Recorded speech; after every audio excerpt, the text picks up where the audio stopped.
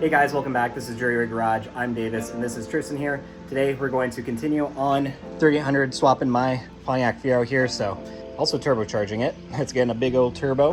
I don't remember at all where I left off. This has just been kind of like a ADHD schizo portion, basically going back and forth over everything.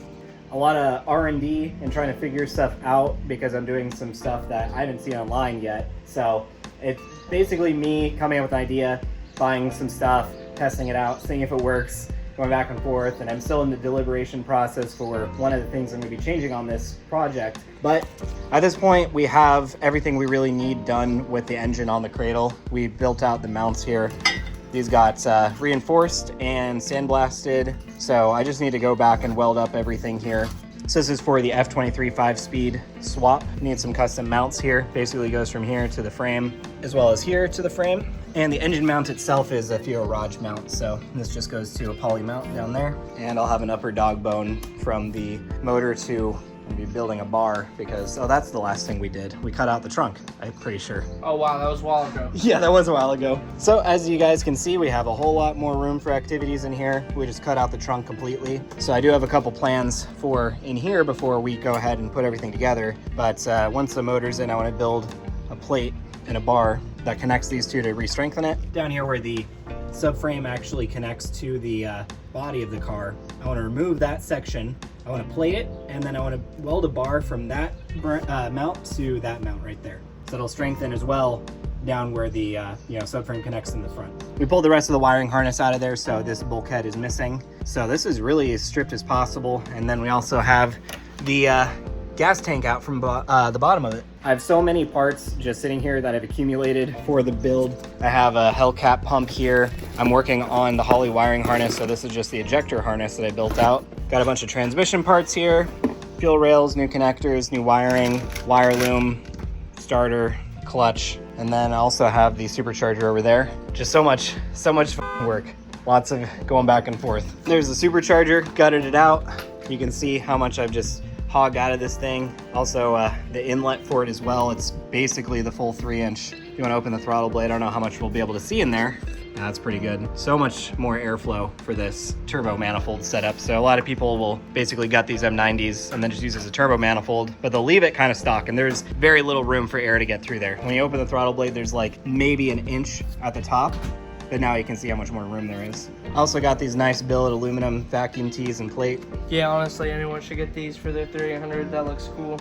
Well, L67 rather, but yeah, I really don't know if it's a concern, the stock stuff, like if you put too much boost through them, but I mean, metal's better than plastic. I think it's cool, and honestly, those with age are gonna break no matter what. Like, give it enough time and these are gonna break, and then you're not gonna be able to find another one. You're just gonna be able to get a used one that will break again. So that costs a little bit of money, but they look really nice. Like, imagine if this was painted like mine is on my Bonneville. Yeah. Had that would look nice. That would look awesome. So we're at a point, like I said, we're just gonna pull the motor off here, separate the transmission from it because I need to clean up the transmission. I got a whole lot more parts to add to it, make it shift really nicely. Also just work with the swap to begin with, the new flywheel and clutch for it. That'll mount the F23 to the 3800. This never came in any car combination, so you got some custom stuff there. But I think what we're gonna do is lift this up, get the floor jack under it, get the engine hoist on it, disconnect the axles, and the front motor mount is bolted in, but we can just take those nuts off right there. Then we'll be good to put it on the engine stand.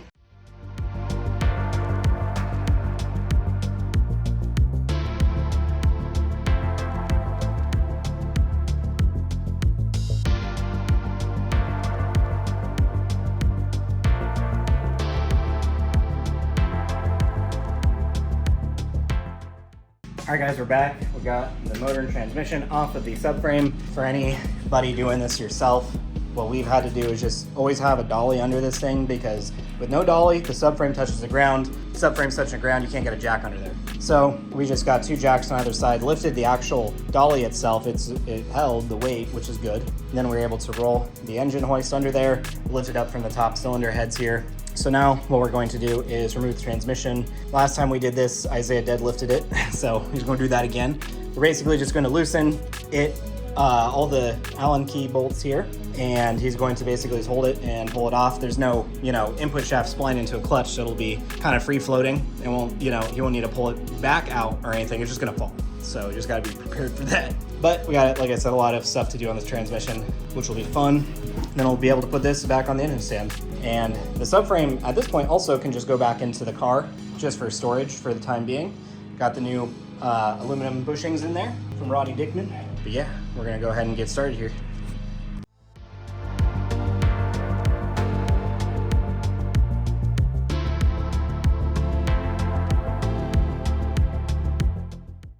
Today we're going to continue on the Fiero swap. So what we're going to be focusing on is cleaning up this guy here. So for you guys who don't know, GM made these metric bell housings on this transmission. They came in a Cavalier and Pontiac Sunfire, like 98 to 2002, I think. And it has the metric bell housing. It's a 5-speed. These things, for whatever reason, came on these economy cars and they just hold a bunch of power. So this is one of the most common swaps you'd see on these for people who are going for high power. Online it says they like hold 170 foot-pounds of torque. That's a rating from GM. Damn. But plenty of people make like 500 in excess, 600 horsepower on these. I haven't really seen someone push them super far. Maybe garageless, but that's about it. Yeah, with a good clutch, I'm sure it will. We'll be fine. So I got a spec stage 3 clutch for this thing. I'm gonna save up for the twin disc eventually, but we're gonna go ahead and clean it up because this has some miles on it. It's all greasy and grimy, and the axle seals were leaking, and also it has a front seal here. Looks like maybe it was leaking, or this is just clutch material, I'm not sure. Pretty gunked up. We're also going to be putting an EP Performance shift correction kit on here. So since these were front wheel drive transmissions, the lines for these came in from a different direction than what they're going to be, for example, in the car. So in the car, it's gonna be like this. Like the motor's gonna be here, the front of the car is this way. We're gonna have lines coming in, then we'll attach here. But stock, they come this direction. So there's a kit by EP Performance. You can also buy these on, man, what is it called? There's a website, this guy online who's making them. I'll just put his website here. He's making the kit now. It's cheaper than the EP Performance. So I wish I knew about that before I bought it. Let me go grab it real quick. Here it is. And, but what you do is you remove these Torx bits here. This whole thing slides out of the shifter selector area. This will now sit under it or line up with all the bolt holes. I guess probably like this direction. That. And now the lines, instead of having to come this way, can come this way to grab onto the shift selector arm here. I'm also in the process of debating what I'm gonna do for the differential. These come open differential stock, and this is gonna be a drag racing car. I'm not gonna be city driving it much like it's going to be a race car. Like sure, I'll drive it around town and stuff, but it's not really going to be daily or anything like that. So there's a couple options as far as differentials go. The most expensive is a Quaife LSD. Those things are like the real deal. They're pretty expensive. I mean, not so expensive for these, maybe like $1,000. But again, that's the most expensive option. I don't know if I want to put $1,000 into the differential and then not be able to handle the power, but I guess that goes for any of these other options. Then there's an OBX LSD, which is basically a Chinese knockoff of the Quaife, and there's things online you can do, replace some washers and hardware, and it should make them a bit stronger. Next option is a LSD insert. So you take the differential out of it. It's a insert that sits in there with a spring, holds spring pressure against the spider gears. That has issues in itself too, because it's just metal on metal contact with the spider gears. If you're really ripping on it, I see these things go out pretty quickly from online.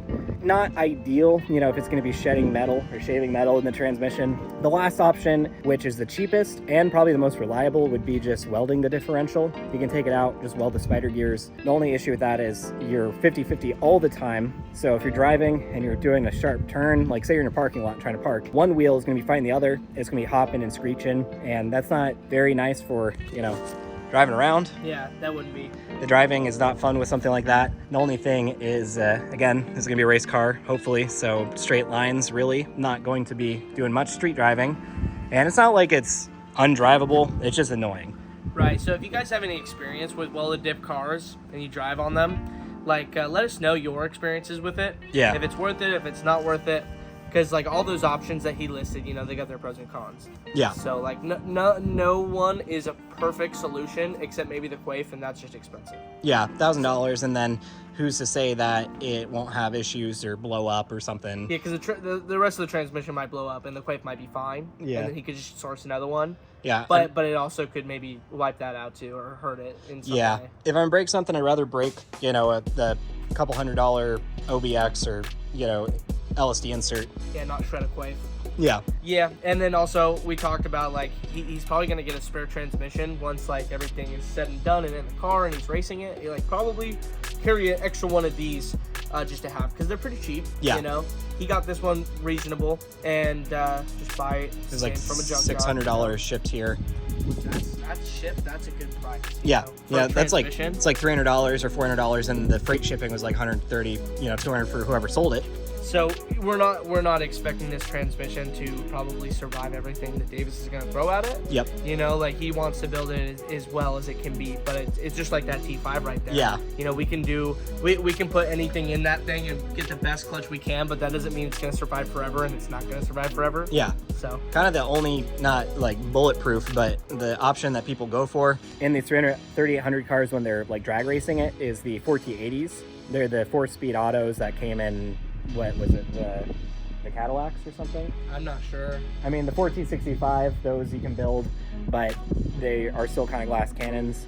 But then the 4T80, a lot of people have success with those. They're like really strong, but a lot of modifications needed to make it work, especially in a Fiero. So down the road, if I'm like constantly breaking this thing, that's when I would possibly go to something like that. I want to keep it manual, but an auto 4T80, that'd probably be way more consistent and break way less. So yeah, we'll see. I'm just going to go with stick first because I want a stick shift turbo car. That sounds really fun to me, mid-engine and everything. So that's what we're gonna go with, and this is kind of the best option. As far as options out there, there's even the F40 that came in the Pontiac G6s. I hear that those aren't as strong as the F23s. And they're more expensive, right? Yeah, they're way more expensive and harder to find. Yeah, so it doesn't sound like it's any better of an option. You get an extra gear, that's about it. Then there are the ones that came in it. So there's a 4-speed. We originally had a 4-speed manual in here, and those are supposed to be really strong. They're like the Muncies. And then there are the 5-speed Getrag and 5-speed Isuzu, or Isuzu? I don't know how to pronounce that. It's Japanese, it's not American.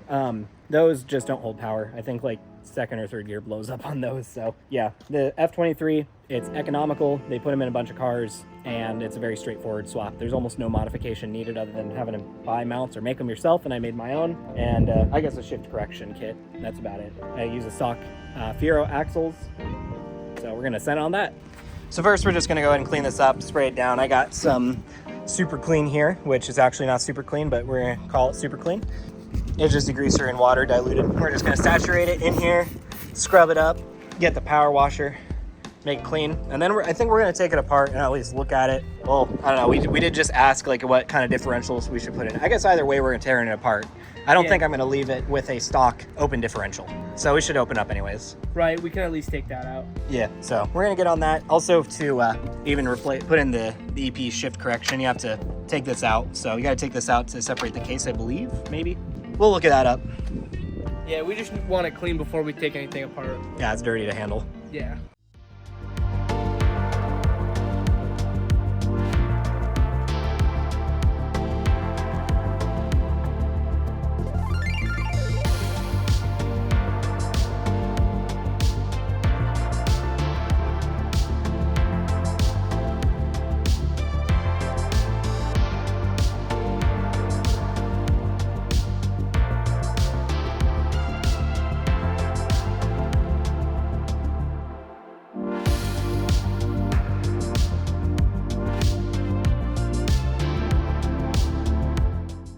All right guys, we're back. We got everything all cleaned up on the transmission here, best we can.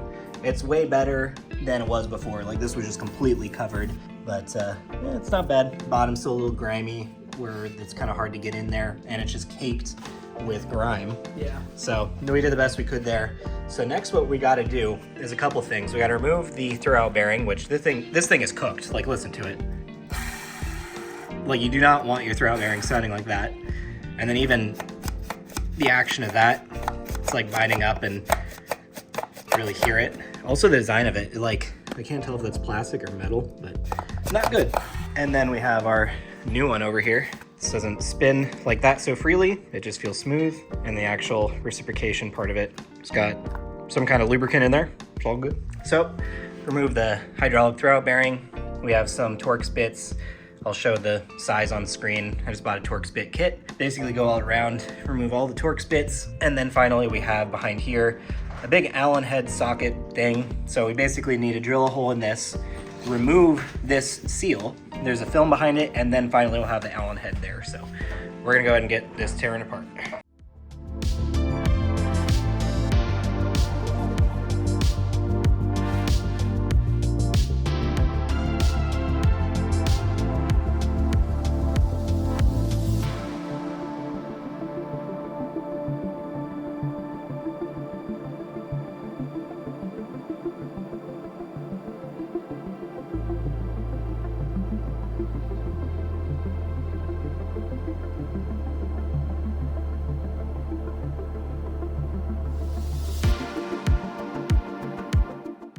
All right, guys, we're back. As you saw in the time lapse, we got the case split here, so that was an ordeal. Basically, just the last piece was undoing this guy, which it got a little bit marred up when I was doing the initial drilling for the plastic thing, which unfortunately you got to be careful with this. Just need to make sure you don't go too deep. We had to use a pretty big drill bit so I could use my slide hammer on it. That's the only way you can get it off. The metal cover is pretty hard to remove when you use a slide hammer, as you can see. And when you put it back in, you basically need to fill that hole. I don't know if they make new ones. I don't think they do, but you might be able to find like a freeze plug or something that's like that size. So I'm not too worried about it. It'll be fine.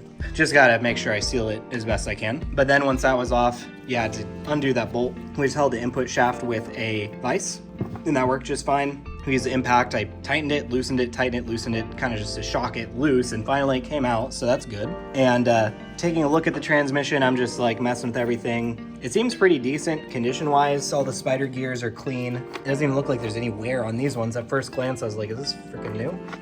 But then we checked the magnet. There's a lot of material on there just from the age. Yeah. This is supposed to be like under 100,000, like 97 or something like that. I'd believe it too. So not too bad, and everything else seems fine with it. I don't know how to really take this apart anymore to check its condition. Really what I'm concerned about is the differential. You can just literally pick it up out of here. It just sits in there with the bearing at the bottom. Yeah. And yeah, if you want to replace one of these with an OBX, you basically have to remove the bearing here and take some shims off of it, or you can measure it yourself if you want to be proper, but I'll probably just take off what was working on it. But yeah, even checking the gears, like they're very clean. There's almost no wear on them, so that's a good sign. And yeah, that race, I don't see any excessive wear on it. You could probably do measurements and figure out if it's out of spec or anything like that, but yeah, it looks really clean. To me, it seems fine. You know, I'm gonna let it ride.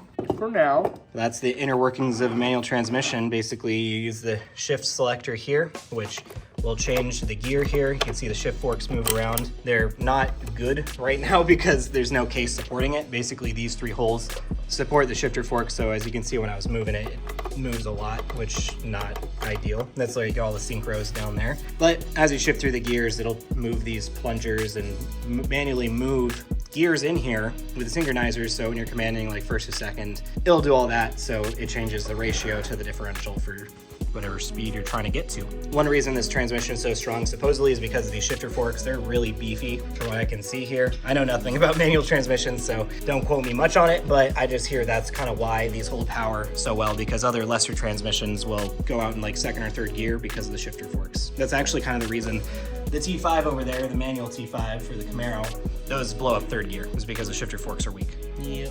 So we're gonna try to put the case back on. It was a heck of a challenge trying to put it on. So you need to line up these three holes with the shifter forks, which they're able to move. Like right now, who knows if they're in the right spot. And then we have... Not only that, but you have all of these. Yeah, the bearings. I believe this goes in here, right? Yeah, it looks like it sits because nothing else supports it, so it just moves. Yeah, so yeah, I'm pretty sure so that's just like a ball bearing that supports the center part of this. Basically, the case is also very important to the life of this, so if I were able to put studs in it, maybe that'll make it stronger. I don't know, I'm just speculating here. I guess that'd be only if it loosened or something, but yeah, basically keeping these stacks straight and keeping the shifter forks in line is kind of your best bet at keeping it alive, and then probably upgrading the diff to something a bit better.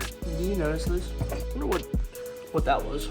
Something ran through it. Like, look at it. I wonder if some metal hit it and it was just like spinning in there, or maybe that's just the kind of crazy casting or something, how during manufacturing, who knows. It looks like something. It almost looked like a crack too right here, but it's just like casting. Yeah, I can see almost the same thing right there. It even has a line, so it definitely looks like something at one point in time got chewed up in here.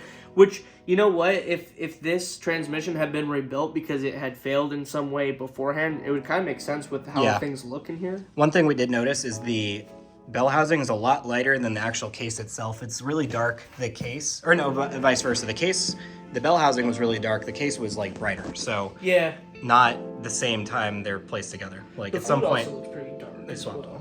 It wasn't too bad. It was all right. So anyways, we're gonna go and try put this back on just to cover it for now because we're done for today. Next time we're going to pick up on probably putting in the differential or doing whatever I'm gonna do to it. Weld it maybe? Yeah, I mean, this could actually just be a short video. Let us know, guys, if this is a short video, should I just weld this differential? It's as easy as just, you know, getting a plate and welding it in. And then I got, you know, 100%, or I guess 50-50 to each tire. And I'll be able to do burnouts and drag racing and drifting. The cheap solution. Yeah, it's the cheapest and the most reliable. I don't think it'd break compared to the other stuff. Like the Chinesium, helical, LSD, that might break. The Quaife might break. The EP Performance probably wouldn't last. That's probably the second best reliable. I don't know, maybe. But I think compare those. Is like if you can plate it. Oh yeah, I would do that. I'd plate it Not for just sure. weld it. Yeah. You know. I'd weld the gears and then I put a plate in and I'd weld the plate to the gears. Because that will never break. Yes.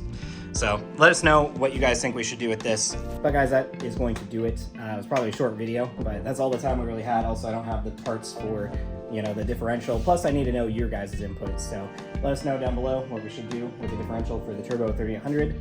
But yeah, thanks for watching. Please leave a like, subscribe, all that good stuff, and we'll see you next time.